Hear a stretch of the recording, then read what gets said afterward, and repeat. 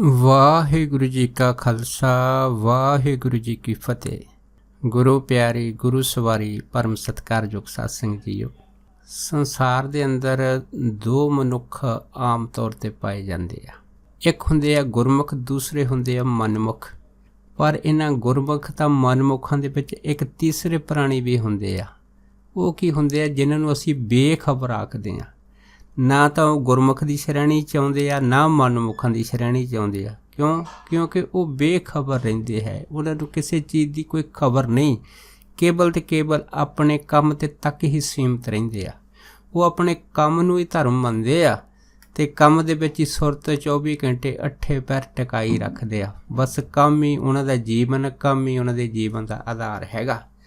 ਲੇਕਿਨ ਇਹੋ ਜਿਹੇ ਪ੍ਰਾਣੀਆਂ ਦੇ ਨਾਲ ਜਦੋਂ ਜ਼ਿੰਦਗੀ ਦੇ ਵਿੱਚ ਕੋਈ ਐਸੀ ਘਟਨਾ ਵਾਪਰਦੀ ਆ ਅਤੇ ਇਹ ਪ੍ਰਾਣੀਆਂ ਨੂੰ ਫਿਰ ਜਿਹੜੀ ਉਹ ਧਰਮ ਦੀ ਸਮਝ ਆਉਂਦੀ ਆ। ਫਿਰ ਇਹਨਾਂ ਨੂੰ ਗ੍ਰੰਥਾਂ ਦਾ ਪਤਾ ਲੱਗਦਾ ਕਿ ਅਸੀਂ ਤਾਂ ਆਪਣੇ ਕੰਮ ਦੇ ਵਿੱਚ ਇੰਨੇ ਮਸਤ ਹੋਏ ਹਾਂ ਕਿ ਅਸੀਂ ਤਾਂ ਸਭ ਕੁਝ ਭੁੱਲ ਗਏ ਹਾਂ ਕਿ ਅਸਲ ਦੇ ਵਿੱਚ ਦੁਨੀਆ ਦੇ ਅੰਦਰ ਹਕੀਕਤ ਕੀ ਹੈ। ਜੋ ਸੰਸਾਰ ਦਿਸਦਾ ਹੈਗਾ ਅਸਲ 'ਚ ਹੁੰਦਾ ਨਹੀਂ। ਜਿਹੜੀ ਚੀਜ਼ ਨਹੀਂ ਹੁੰਦੀ, ਨਹੀਂ ਦਿਸਦੀ, ਅਸਲ ਦੇ ਵਿੱਚ ਉਹ ਹੁੰਦੀ ਆ। ਅੱਜ ਦੱਸ ਇਹੋ ਜਿਹੇ ਦੋ ਪ੍ਰਾਣੀਆਂ ਦੇ ਪ੍ਰਮਾਣ ਆਪ ਸਾਰੀਆਂ ਸੰਗਤਾਂ ਨਾਲ ਸਾਂਝਾ ਕਰੇਗਾ, ਜਿਨ੍ਹਾਂ ਨੇ ਆਪਣੇ ਜੀਵਨ ਦੇ ਵਿੱਚ ਜਮਦੂਤਾਂ ਦੀਆਂ ਭਿਆਨਕ ਸ਼ਕਲਾਂ ਜਦ ਦੇਖਿਆ ਅਤੇ ਉਹ ਦੇਖਦੇ ਸਾਰੀ ਇੰਨੇ ਖੌਫ ਦੇ ਵਿੱਚ ਆ ਗਏ ਕਿ ਅੱਜ ਵੀ ਉਹ ਦੱਸਦੇ ਆ ਕਿ ਜਦੋਂ ਅਸੀਂ ਆਪਣੀਆਂ ਇਹਨਾਂ ਘਟਨਾਵਾਂ ਨੂੰ ਯਾਦ ਕਰਦੇ ਹਾਂ ਅਤੇ ਸਾਡੇ ਰੌਂਗਟੇ ਖੜ੍ਹੇ ਹੋ ਜਾਂਦੇ ਆ। ਸੋ ਜਿਹੜੀ ਪਹਿਲੀ ਘਟਨਾ ਹੈ ਨਾ, ਇਹ ਰਾਮ ਸਰਨਦਾਸ ਜੀ ਇੱਕ ਮਹਾਤਮਾ ਹੋਏ ਆ, ਉਹਨਾਂ ਨੇ ਸਾਂਝੀ ਕੀਤੀ ਸੀ। ਉਹਨਾਂ ਨੇ ਦੱਸਿਆ ਸੀਗਾ ਕਿ ਮੈਂ 1960 ਦੇ ਵਿੱਚ ਯੂਪੀ ਗਿਆ ਸੀਗਾ। ਜਦੋਂ ਕਹਿੰਦੇ ਅਸੀਂ ਯੂਪੀ ਗਏ ਸੀ, ਯੂਪੀ ਦੇ ਇੱਕ ਕਾਂਗਰਸੀ ਨੇਤਾ ਜਿਹਨਾਂ ਦਾ ਨਾਂ ਸੀ ਲక్ష్ਮੀ ਨਾਰਾਇਣ, ਇਹ ਜਿਹੜੇ ਸੀਗੇ ਇਹ ਕਾਂਗਰਸ ਦੀ ਪਾਰਟੀ ਦੇ ਵਿੱਚ ਕੰਮ ਕਰਦੇ ਹੁੰਦੇ ਸੀਗੇ ਅਤੇ ਇਹਦੇ ਵਿੱਚ ਵਰਿਸ਼ਟ ਅਧਿਕਾਰੀ ਹੁੰਦੇ ਸੀਗੇ।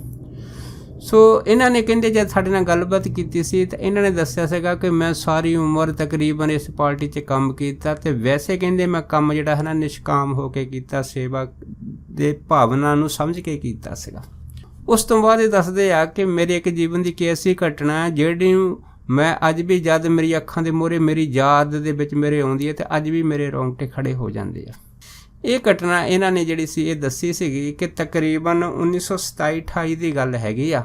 ਉਸ ਟਾਈਮ ਕਹਿੰਦੇ ਵੀ ਕਾਂਗਰਸ ਦੇ ਇੱਕ ਵਰਿਸ਼ਟ ਨੇਤਾ ਹੋਏ ਆ ਜਿਨ੍ਹਾਂ ਦਾ ਨਾਂ ਸੀਗਾ ਮਹਾਂਵੀਰ ਤਿਆਗੀ। ਇਹ ਜਿਹੜੇ ਮਹਾਂਵੀਰ ਤਿਆਗੀ ਹੋਏ, ਇਹਨਾਂ ਦੇ ਇੱਕ ਵੱਡੇ ਭਰਾ ਸੀਗੇ। ਇਹ ਮੇਰਠ ਦੇ ਵਿੱਚ ਪ੍ਰੋਫੈਸਰ ਲੱਗੇ ਸੀਗੇ ਉਹਨਾਂ ਟਾਈਮਾਂ 'ਚ ਕਾਲਜ ਦੇ ਅੰਦਰ, ਜੋ ਇਹ ਪੜ੍ਹਾਉਂਦੇ ਹੁੰਦੇ ਸੀਗੇ। ਸੋ ਇੱਕ ਵਾਰ ਕਹਿੰਦੇ ਕੀ ਹੋਇਆ ਕਿ ਇਹਨਾਂ ਨੂੰ ਇੱਕ ਐਸੀ ਬਿਮਾਰੀ ਲੱਗੀ ਜਿਹਨਾਂ ਨੂੰ ਅਸੀਂ ਹਿਜਕਿਆਂ ਦੀ ਬਿਮਾਰੀ ਕਹਿੰਦੇ ਹਾਂ। ਜਦ ਕਹਿੰਦੇ ਹਿਜਕਿਆਂ ਦੀ ਬਿਮਾਰੀ ਲੱਗੀ, ਜਿਹੜਾ ਸੀਗਾ ਉਹ ਡਾਕਟਰਾਂ ਤੋਂ ਵੈਦਾਂ ਤੋਂ ਦਿਖਾ ਲਿਆ।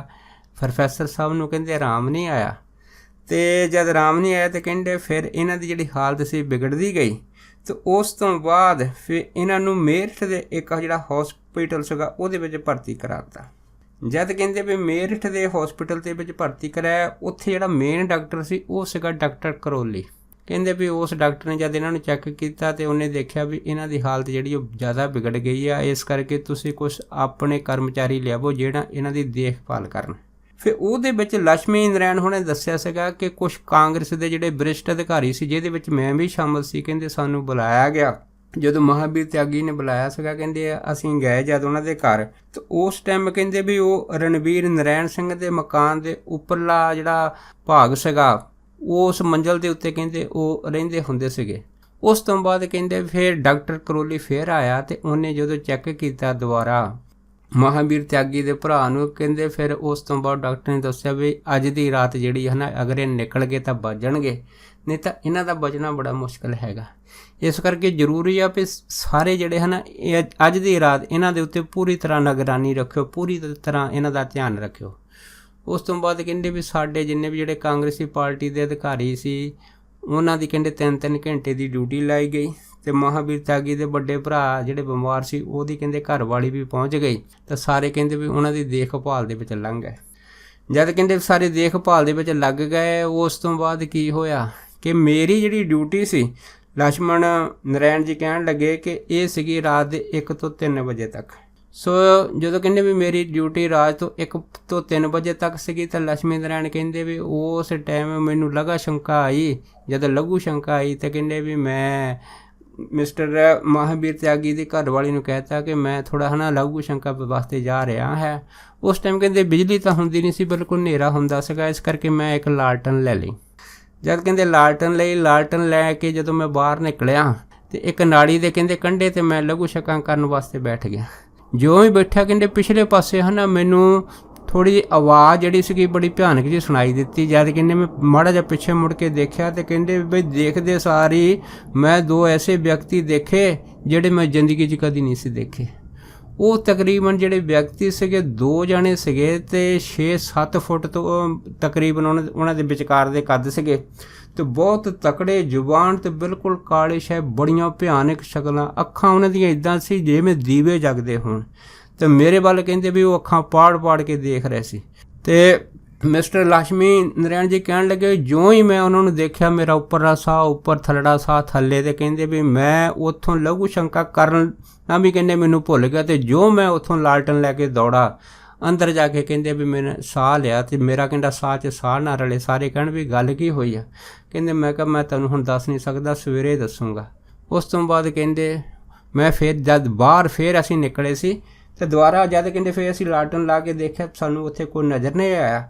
ਪਰ ਉਸ ਤੋਂ ਬਾਅਦ ਜਿਹੜੇ ਮਹਾਂਵੀਰ ਤਿਆਗੀ ਦੇ ਵੱਡੇ ਭਰਾ ਸਖਤ ਬਿਮਾਰ ਸੀਗੇ, ਉਸ ਤੋਂ ਬਾਅਦ ਕਹਿੰਦੇ ਵੀ ਉਹਨਾਂ ਨੂੰ ਆਰਾਮ ਆਉਣ ਲੱਗ ਪਿਆ, ਉਹ ਠੀਕ ਹੋ ਗਏ। ਇਸ ਤਰ੍ਹਾਂ ਪ੍ਰਤੀਤ ਹੋਇਆ ਕਿ ਜਿਵੇਂ ਉਹ ਜਮਦੂਤ ਹੋਣ ਤੇ ਉਹ ਇਹਨਾਂ ਨੂੰ ਲੈਣ ਵਾਸਤੇ ਆਏ ਸੀ, ਪਰ ਕਹਿੰਦੇ ਵੀ ਪਤਾ ਨਹੀਂ ਕੀ ਉਹਨਾਂ ਦੇ ਮਨ 'ਚ ਆਈ ਆ, ਉਹ ਇਹਨਾਂ ਨੂੰ ਛੱਡ ਕੇ ਚਲੇ ਗਏ। ਤੇ ਉਸ ਤੋਂ ਬਾਅਦ ਉਹ ਜਿਹੜੀ ਭਿਆਨਕ ਰਾਤ ਸੀ ਜਿਹੜੀ ਡਾਕਟਰ ਕਰੋਲੀ ਨੇ ਦੱਸੀ ਸੀਗੀ, ਕਹਿੰਦੇ ਵੀ ਇਹ ਅੱਜ ਦੀ ਰਾਤ ਨਿਕਲ ਜਾਣਗੇ, ਚੰਗੀ ਗੱਲ ਹੈਗੀ ਆ। ਤੇ ਫਿਰ ਮਿਸਟਰ ਲక్ష్ਮੀ ਨਾਰਾਇਣ ਜੀ ਕਹਿਣ ਲੱਗੇ ਸੀਗੇ ਕਿ ਜਦੋਂ ਮੈਂ ਡਾਕਟਰ ਕਰੋਲੀ ਨੂੰ ਇਹ ਘਟਨਾ ਦੱਸੀ ਸੀ ਤੇ ਜਿਹਨੂੰ ਸੁਣ ਕੇ ਜਿਹੜੇ ਸੀ ਉਹ ਡਾਕਟਰ ਕਰੋਲੀ ਉਹਨਾਂ ਟਾਈਮਾਂ ਦੇ ਵਿੱਚ ਉਹ ਵੀ ਹੈਰਾਨ ਰਹਿ ਗਿਆ ਸੀ। ਸੋ ਕਹਿਣ ਤੋਂ ਭਾਵ ਇਹ ਆ ਕਿ ਮਿਸਟਰ ਲక్ష్ਮੀ ਨਾਰਾਇਣ ਹੋਣਾ ਦੀ ਇਹ ਘਟਨਾ ਜਿਹੜੀ ਆ 1927-28 ਦੀ ਆ ਤੇ 1960 ਦੇ ਵਿੱਚ ਉਹਨਾਂ ਨੇ ਇਹ ਘਟਨਾ ਜਿਹੜੀ ਸੀਗੀ ਇਹ ਰਾਮ ਸ਼ਰਨ ਦਾਸ ਇੱਕ ਮਹਾਤਮਾ ਹੋਏ ਉਹਨਾਂ ਨਾਲ ਸਾਂਝੀ ਕੀਤੀ ਸੀ।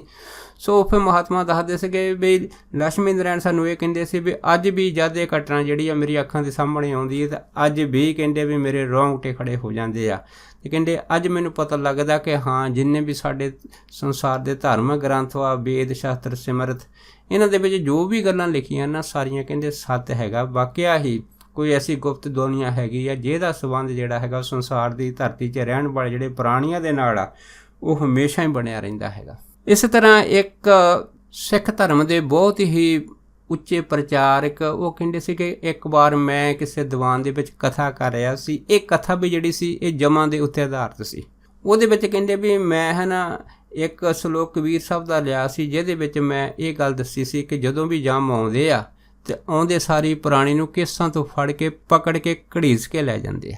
ਜਦੋਂ ਕਹਿੰਦੇ ਵੀ ਇਹ ਮੈਂ ਕਥਾ ਤਕਰੀਬਨ ਅੱਧਾ ਪੌਣਾ ਘੰਟਾ ਸੰਗਤਾਂ ਨੂੰ ਸੁਣਾਈ ਸੀ ਤੇ ਉਸ ਕਥਾ ਦੇ ਵਿੱਚ ਇੱਕ ਉੱਥੇ ਲਾਗੇ ਦੇ ਕਹਿੰਦੇ ਡਾਕਟਰ ਸਾਹਿਬ ਸੀਗੇ, ਉਹ ਵੀ ਉਹ ਦੀਵਾਨ ਦੇ ਵਿੱਚ ਬੈਠੇ ਹੋਏ ਸੀ, ਉਹਨਾਂ ਨੇ ਵੀ ਇਹ ਮੇਰੀ ਕਥਾ ਸੁਣੀ। ਜਦ ਕਹਿੰਦੇ ਇਸੇ ਕਥਾ ਦੀ ਸਮਾਪਤੀ ਤੋਂ ਬਾਅਦ ਉਹ ਡਾਕਟਰ ਸਾਹਿਬ ਮੇਰੇ ਪਾਸ ਆਏ ਤੇ ਕਹਿੰਦੇ ਫਿਰ ਮੈਨੂੰ ਆ ਕੇ ਕਹਿਣ ਲੱਗੇ ਵੀ ਤੁਸੀਂ ਆਹ ਜਿਹੜੀ ਕਥਾ ਸੁਣਾਈ ਆ ਜਮਦੂਤਾਂ ਦੀ, ਇਹ ਤਾਂ ਮੈਨੂੰ ਇੰਝ ਪ੍ਰਤੀਤ ਹੁੰਦਾ ਜਿਵੇਂ ਤੁਸੀਂ ਮੇਰੇ ਪਿਤਾ ਜੀ ਦੀ ਕਥਾ ਸੁਣਾਤੀ ਆ। ਕਹਿੰਦੇ ਜਦੋਂ ਇੰਨੀ ਗੱਲ ਹੋਈ ਸੀ ਫਿਰ ਕਹਿੰਦੇ ਵੀ ਅਸੀਂ ਉਹਨਾਂ ਨੂੰ ਪੁੱਛਿਆ ਸੀਗਾ ਵੀ ਇਹ ਕਿਸ ਤਰ੍ਹਾਂ ਹੋਇਆ ਹੈਗਾ। ਤਾਂ ਫਿਰ ਕਹਿੰਦੇ ਉਹਨਾਂ ਨੇ ਦੱਸਿਆ ਸੀਗਾ ਕਿ ਮੈਂ ਇੱਕ ਹੌਸਪੀਟਲ ਦੇ ਵਿੱਚ ਚੰਗਿਆ ਉੱਚੇ ਅਹੁਦੇ 'ਤੇ ਡਾਕਟਰੀ ਦਾ ਕਾਰਜ ਕਰ ਰਿਹਾ ਹੈਗਾ ਤੇ ਕਹਿੰਦੇ ਅਚਨਚੇਤ ਇੱਕ ਵਾਰ ਦਿਨ ਮੇਰੇ ਪਿਤਾ ਜੀ ਬਿਮਾਰ ਹੋ ਗਏ। ਜਦ ਬਿਮਾਰ ਹੋ ਗਏ ਕਹਿੰਦੇ ਵੀ ਅਸੀਂ ਉਹਨਾਂ ਦਾ ਇਲਾਜ ਕਰਾਇਆ, ਕਿਸੇ ਪਾਸੇ ਉਹਨਾਂ ਦੀ ਜਿਹੜੀ ਬਿਮਾਰੀ ਸੀਗੀ ਉਹ ਘਟਣ ਦਾ ਨਾਲ ਨਹੀਂ ਸੀ ਰਹਿੰਦੀ। ਅਖੀਰ ਫਿਰ ਕਹਿੰਦੇ ਅਸੀਂ ਇੱਕ ਚੰਡੀਗੜ੍ਹ ਵਧੀਆ ਹੌਸਪੀਟਲ ਆ ਉਹਦੇ ਵਿੱਚ ਉਹਨਾਂ ਨੂੰ ਭਰਤੀ ਕਰਾਤਾ। ਜਦ ਭਰਤੀ ਕਰਾਤਾ ਤਾਂ ਕਹਿੰਦੇ ਫਿਰ ਹਾਲਤ ਜ਼ਿਆਦਾ ਵਿਗੜੀ ਸੀ ਤੇ ਇਸ ਕਰਕੇ ਜਿਹੜੇ ਹੌਸਪੀਟਲ ਦੇ ਡਾਕਟਰ ਸੀਗੇ ਉਹਨਾਂ ਨੇ ਉਹਨਾਂ ਨੂੰ ਐਮਰਜੈਂਸੀ ਵਾਰਡ ਦੇ ਵਿੱਚ ਦਾਖਲ ਕਰ ਲਿਆ। ਜਦ ਕਹਿੰਦੇ ਵੀ ਉੱਥੇ ਦਾਖਲ ਕੀਤਾ ਉਸ ਤੋਂ ਬਾਅਦ ਕਹਿੰਦੇ ਵੀ ਜਿਵੇਂ ਐਮਰਜੈਂਸੀ ਵਾਰਡ ਦੇ ਅੰਦਰ ਦੂਸਰਾ ਕੋਈ ਜਿਹੜਾ ਪੇਸ਼ੈਂਟ ਦਾ ਕੋਈ ਵੀ ਜਿਹੜਾ ਰਿਸ਼ਤੇਦਾਰ ਹੈ ਜਾਂ ਘਰ ਦਾ ਜਾ ਨਹੀਂ ਸਕਦਾ, ਪਰ ਡਾਕਟਰ ਹੋਣ ਕਰਕੇ ਡਾਕਟਰਾਂ ਨੇ ਕਹਿੰਦੇ ਮੈਨੂੰ ਕਹਿ ਦਿੱਤਾ ਕਿ ਤੁਸੀਂ ਡਾਕਟਰ ਖੁਦ ਹੈਗੇ, ਇਸ ਕਰਕੇ ਤੁਸੀਂ ਐਮਰਜੈਂਸੀ ਵਾਰਡ ਦੇ ਵਿੱਚ ਆ ਸਕਦੇ ਆ। ਕਹਿੰਦੇ ਵੀ ਮੇਰੇ ਪਿਤਾ ਸੀਗੇ, ਮੈਂ ਵੀ ਐਮਰਜੈਂਸੀ ਵਾਰਡ ਦੇ ਵਿੱਚ ਜਿੱਥੇ ਉਹਨਾਂ ਦਾ ਮੰਜਾ ਸੀਗਾ ਉਹਦੇ ਨਾਲ ਕਹਿੰਦੇ ਕੁਰਸੀ 'ਤੇ ਬੈਠ ਗਿਆ। ਕੁਰਸੀ 'ਤੇ ਬੈਠ ਗਿਆ ਕਹਿੰਦੇ ਡਾਕਟਰਾਂ ਨੇ ਮਸ਼ੀਨਾਂ ਲਾਈਆਂ। ਜਦੋਂ ਕਹਿੰਦੇ ਉਹਨਾਂ ਦਾ ਚੈੱਕਅਪ ਕੀਤਾ, ਚੈੱਕਅਪ ਕਰਦੇ ਮੇਰੇ ਪਿਤਾ ਜੀ ਦੀਆਂ ਅੱਖਾਂ ਬਿਲਕੁਲ ਖੁੱਲ੍ਹੀਆਂ ਸੀਗੀਆਂ। ਹੌਲੀ ਹੌਲੀ ਉਹਨਾਂ ਦਾ ਜਿਹੜਾ BP ਸੀਗਾ ਯਕਦਮ ਘਟਣ ਲੱਗ ਪਿਆ। ਜਦ ਲੋ ਹੋਣ ਲੱਗ ਪਿਆ ਅਤੇ 40 ਤੋਂ ਜ਼ਿਆਦਾ ਥੱਲੇ ਹੋ ਗਿਆ ਅਤੇ ਮੇਰੇ ਪਿਤਾ ਜੀ ਦੀਆਂ ਅੱਖਾਂ ਜਿਹੜੀਆਂ ਖੁੱਲ੍ਹੀਆਂ ਸੀਗੀਆਂ ਉਹ ਆਲਾ ਦੁਆਲਾ ਦੇਖ ਰਹੇ ਸੀ। ਪਰ ਜਦੋਂ ਜਿਹੜਾ BP ਸੀ ਉਹ 40 ਤੋਂ ਥੱਲੇ ਹੋ ਗਿਆ ਅਤੇ ਜਿਹੜੀਆਂ ਸਾਰੀਆਂ ਮਸ਼ੀਨਾਂ ਸੀਗੀਆਂ ਉਹ ਮਸ਼ੀਨਾਂ ਜਿਹੜੀਆਂ ਸੀਗੀਆਂ ਉਹ ਦੱਸਣ ਲੱਗ ਪਈਆਂ ਵੀ ਜਿਹੜਾ ਮਰੀਜ਼ ਹੈਗਾ ਇਹ ਇਸ ਟਾਈਮ ਪੂਰੀ ਤਰ੍ਹਾਂ ਮੁਨਫੀ ਹੋ ਚੁੱਕਾ, ਭਾਵ ਕਿ ਵੀ ਇਹਨਾਂ ਦੀ ਡੈਥ ਹੋ ਚੁੱਕੀ ਆ।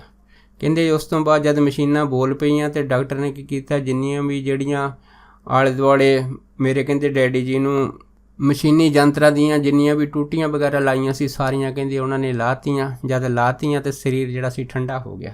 ਜਦ ਠੰਡਾ ਹੋ ਗਿਆ ਅਤੇ ਕਹਿੰਦੇ ਡਾਕਟਰ ਮੈਨੂੰ ਕਹਿਣ ਲੱਗੇ ਕਿ ਡਾਕਟਰ ਸਾਹਿਬ ਵੀ ਸੌਰੀ ਆ, ਅਸੀਂ ਤਾਂ ਜਾਣੀ ਇੱਥੋਂ ਤੱਕ ਹੀ ਕਰ ਸਕਦੇ ਹਾਂ, ਤੁਹਾਡੇ ਪਿਤਾ ਦੀ ਜਿਹੜੀ ਹੈ ਹੁਣ ਮੌਤ ਹੋ ਚੁੱਕੀ ਆ, ਇਸ ਕਰਕੇ ਹੁਣ ਅਸੀਂ ਕਾਗਜ਼ੀ ਕਾਰਵਾਈ ਕਰਾਂਗੇ ਅਤੇ ਉਸ ਤੋਂ ਬਾਅਦ ਤੁਸੀਂ ਇਹਨਾਂ ਦੀ ਦੇਹ ਨੂੰ ਆਪਣੇ ਘਰ ਲਿਜਾ ਸਕਦੇ ਹਾਂ।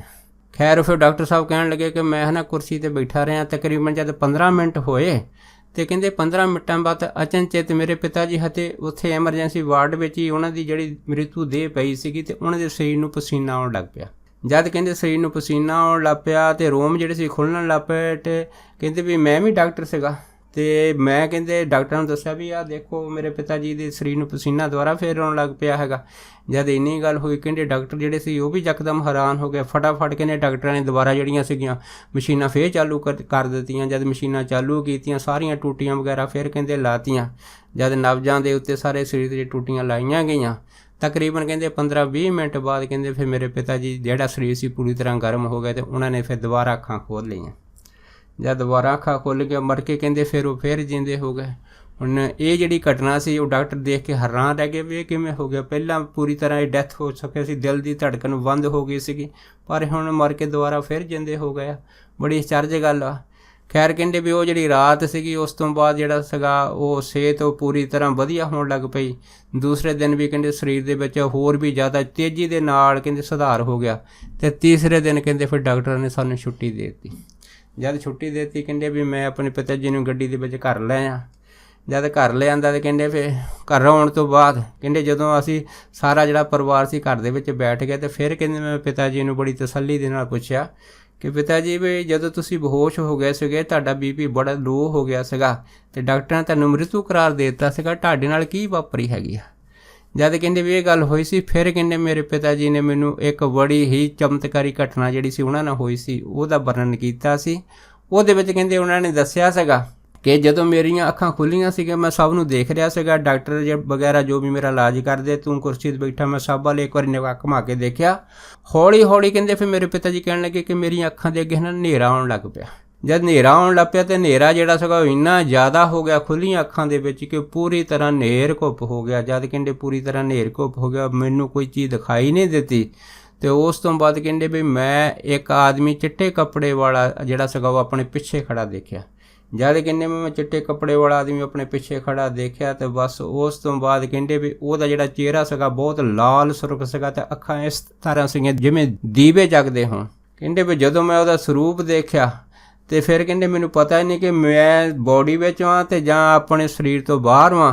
ਅਤੇ ਉਸ ਤੋਂ ਬਾਅਦ ਕਹਿੰਦੇ ਫਿਰ ਮੈਂ ਜਿਹੜਾ ਸੀਗਾ ਉਸ ਨੂੰ ਦੇਖ ਕੇ ਡਰ ਕੇ ਜਿਹੜਾ ਸੀ ਉਹ ਹਨੇਰੇ ਵਿੱਚ ਹੀ ਨੱਠ ਪਿਆ। ਜਦ ਕਹਿੰਦੇ ਵੀ ਮੈਂ ਹਨੇਰੇ ਵਿੱਚ ਉਸੇ ਸੂਖਮ ਸਰੀਰ ਦੇ ਨਾਲ ਨੱਠਾ ਹੈਗਾ, ਮੈਨੂੰ ਇਹ ਨਹੀਂ ਪਤਾ ਕਿ ਮੇਰਾ ਸੂਖਮ ਸਰੀਰ ਜਾਂ ਅਸਲ ਸਰੀਰ ਆ, ਲੇਕਿਨ ਇਸ ਤਰ੍ਹਾਂ ਪ੍ਰਤੀਤ ਹੁੰਦਾ ਕਿ ਜਿਵੇਂ ਸਭ ਕੁਝ ਅਸਲੀ ਹੋਵੇ। ਅਤੇ ਜਦੋਂ ਕਹਿੰਦੇ ਮੈਂ ਨੱਠਾ ਤਾਂ ਉਹ ਜਿਹੜਾ ਭਿਆਨਕ ਸ਼ਕਲ ਵਾਲਾ ਜਮਦੂਤ ਸੀਗਾ ਕਹਿੰਦੇ ਵੀ ਉਹ ਮੇਰੇ ਪਿੱਛੇ ਪਿੱਛੇ ਨੱਠਾ, ਮੈਂ ਅੱਗੇ ਅੱਗੇ ਸਪੀਡ ਕਰਕੇ ਨੱਠਾ ਅਤੇ ਹਨੇਰੇ 'ਚ ਮੈਨੂੰ ਕੋਈ ਚੀਜ਼ ਦਿਖਾਈ ਨਾ ਦੇਵੇ। ਅਤੇ ਅਚਨਚੇਤ ਕਹਿੰਦੇ ਵੀ ਮੈਂ ਇੱਕ ਨਾ ਗੁਰਦੁਆਰਾ ਸਾਹਿਬ ਦੇਖਿਆ। ਜਦੋਂ ਕਹਿੰਦੇ ਗੁਰਦੁਆਰਾ ਸਾਹਿਬ ਦੇਖਿਆ ਤਾਂ ਉਹ ਗੁਰਦੁਆਰਾ ਉਹ ਆ ਜਿੱਥੇ ਮੈਂ ਕਹਿੰਦੇ ਵੀ ਜਦ ਵੀ ਕਿਤੇ ਕਿਤੇ ਜਾਂਦਾ ਸੀਗਾ ਉੱਥੇ ਮੱਥਾ ਟੇਕਦਾ ਸੀਗਾ ਅਤੇ ਉੱਥੇ ਬੈਠ ਕੇ ਸ਼ਬਦ ਬਾਣੀ ਸੁਣਦਾ ਹੁੰਦਾ ਸੀਗਾ। ਅਤੇ ਕਹਿੰਦੇ ਉਹ ਗੁਰਦੁਆਰਾ ਜਿਹੜਾ ਹੈਗਾ ਉਹ 8ਵੀਂ ਪਾਤਸ਼ਾਹੀ ਧੰਨ ਧੰਨ ਸਾਹਿਬ ਸ੍ਰੀ ਗੁਰੂ ਹਰਿਕ੍ਰਿਸ਼ਨ ਮਹਾਰਾਜ ਜੀ ਦਾ ਹੈ। ਕਹਿੰਦੇ ਜਦੋਂ ਮੈਂ ਉਹ ਗੁਰਦੁਆਰਾ ਸਾਹਿਬ ਦੇਖਿਆ ਬਿਲਕੁਲ ਉਹਦੇ ਕਵਾੜ ਖੁੱਲ੍ਹੇ ਸੀਗੇ, ਹੋਰ ਤਾਂ ਕਹਿੰਦੇ ਮੈਨੂੰ ਕੋਈ ਰਸਤਾ ਨਹੀਂ ਲੱਭਾ, ਮੈਂ ਦੌੜ ਕੇ ਜਾ ਕੇ ਗੁਰਦੁਆਰਾ ਸਾਹਿਬ ਦੇ ਅੰਦਰ ਜਾ ਵੜਿਆ।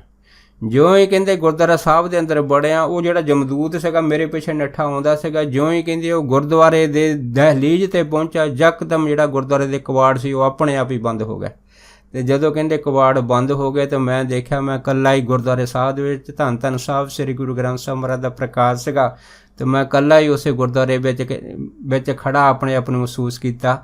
ਜਦ ਮੈਂ ਦੇਖਿਆ ਤਾਂ ਉਹੀ ਗੁਰਦੁਆਰਾ ਜਿਸ ਗੁਰਦੁਆਰੇ ਸਾਹਿਬ ਵਿੱਚ ਜਾ ਕੇ ਮੈਂ ਆਪਣੀ ਜਿਹੜੀ ਅਰਦਾਸ ਬੇਨਤੀ ਕਰਦਾ ਹੁੰਦਾ ਸੀਗਾ ਅਤੇ ਉੱਥੇ ਜਾ ਕੇ ਕੁਛ ਚਿਰ ਬੈਠ ਕੇ ਮਨ ਦੀ ਸ਼ਾਂਤੀ ਭਾਲਦਾ ਹੁੰਦਾ ਸੀਗਾ। ਅਤੇ ਉਸ ਤੋਂ ਬਾਅਦ ਕਹਿੰਦੇ ਮੈਨੂੰ ਇਸ ਤਰ੍ਹਾਂ ਪ੍ਰਤੀਤ ਹੋਇਆ ਕਿ ਉਹ ਜਿਹੜਾ ਜਮਦੂਤ ਸੀਗਾ, ਜਿਉਂ ਹੀ ਜਿਹੜੇ ਕਵਾੜ ਸੀਗੇ ਉਹ ਬੰਦ ਹੋਏ ਸੀ, ਉਹ ਪਿੱਛੇ ਡਿੱਗ ਪਿਆ ਸੀਗਾ। ਕਹਿੰਦੇ ਇਹ ਮੈਂ ਅੱਖੀਂ ਦੇਖਿਆ ਸੀਗਾ। ਉਸ ਤੋਂ ਬਾਅਦ ਕਹਿੰਦੇ ਯਕਦਮ ਹੀ ਉਹ ਜਿਹੜਾ ਦਰਵਾਜ਼ਾ ਸੀਗਾ, ਮੇਨ ਗੇਟ ਗੁਰਦੁਆਰੇ ਸਾਹਿਬ ਦਾ, ਸ਼੍ਰੀ ਗੁਰੂ ਹਰਿਕ੍ਰਿਸ਼ਨ ਮਹਾਰਾਜ ਜੀ ਦਾ, ਕਹਿੰਦੇ ਯਕਦਮ ਬੜੇ ਜ਼ੋਰ ਦੇ ਨਾਲ ਖੁੱਲ੍ਹਾ।